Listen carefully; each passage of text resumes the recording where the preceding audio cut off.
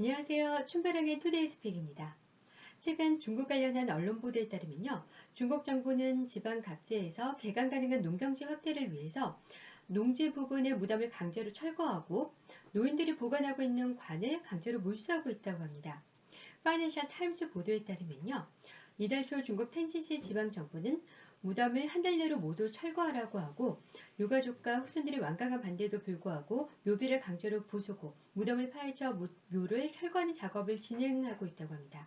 이에 다른 지방정부에서도 굴착기를 사용해서 묘를 파헤쳐 제거하는 작업을 진행하고 있다고 합니다. 이러한 과정에서 파이낸셜 타임스 보도에 따르면요. 완강히 저항하는 유가족과 후손에게는 보상비 200위안, 우리 돈으로 약 34,000원을 주기도 한다고 합니다. 중국 정부가 이런 강압적인 정책을 시행하는 배경으로는요.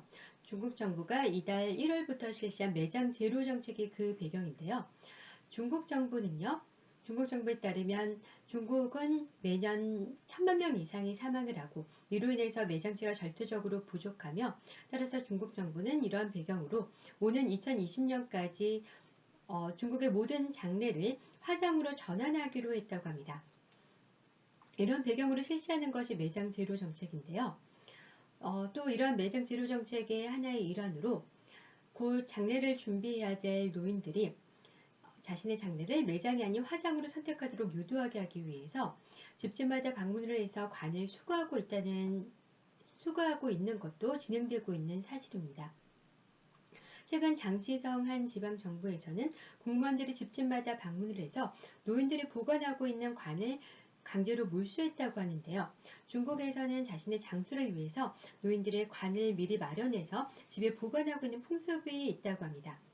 이러한 과정에서 자신의 관을 빼앗기지 않으려고 울부짖으며 저항하는 노인의 모습이 인터넷을 통해서 영상으로 공개가 되어서 보는 이로 하여금 분노를 자아내고 또 논쟁을 불러일으키기도 했다고 합니다.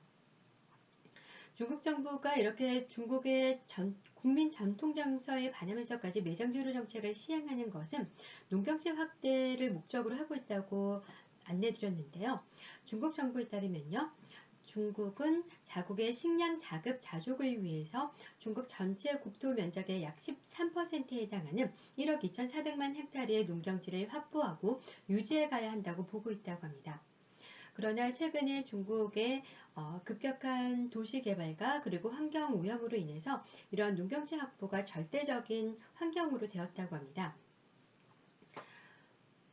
그러나 정부로서는 외부에서 보기로는 중국 정부로서는 이러한 절박한 이유가 있다 하더라도 국가가 국민에게 임의로 무덤을 철거하라고 명령을 내리고 한 달도 못 되어서 묘비를 강제로 부수고 무덤을 강제로 철거하는 것은 국가가 국민에게 정서적 물리적으로 폭력을 행사하는 것으로만 보여집니다.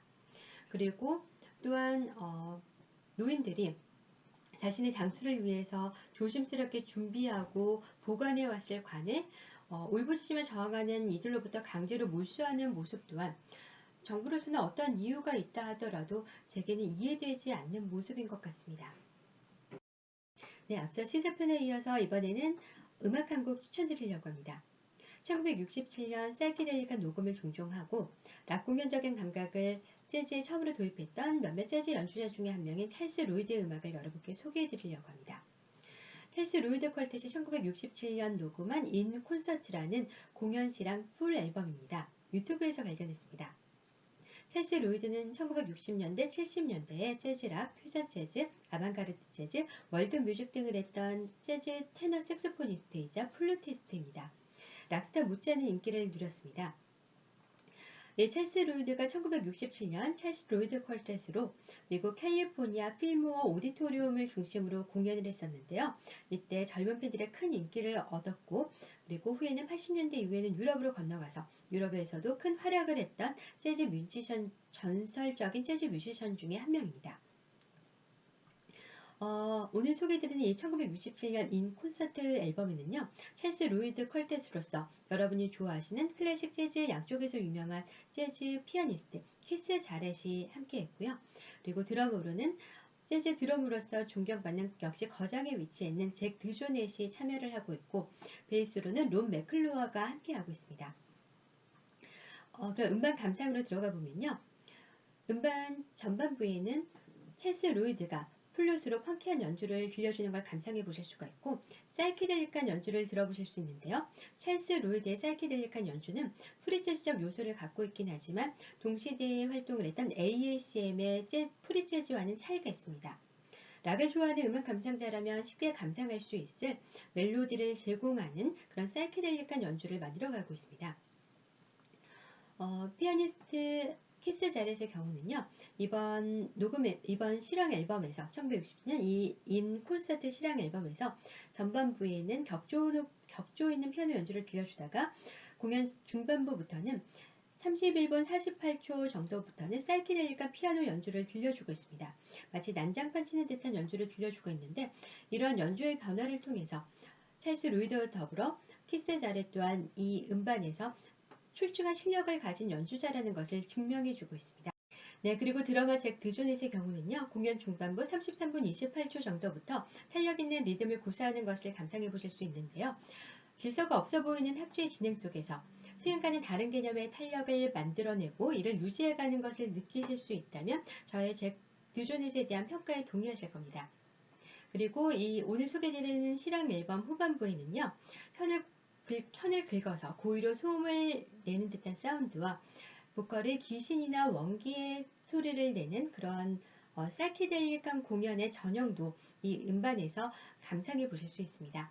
만약에 찰스 로이드 퀄텟의 음악이 마음에 들지 않는다 하시면요, 찰스 로이드가 연주한 펑키하고 듣기 쉬운 다양한 장르의 재즈 영상과 음반 레코딩이 유튜브상에 풍부히 존재하니까요, 찾아보시는 모험을 하시고 마음에 드시는 음악을 만나시는 행운을 가지시기를 오늘 방송을 보시는 분들께 기대해 봅니다. 순파랑의 오늘의 픽 여기서 마치려고 하고요. 지금까지 시청해 주셔서 감사드립니다. 앞으로도 계속 시청 부탁드리겠습니다. 감사합니다.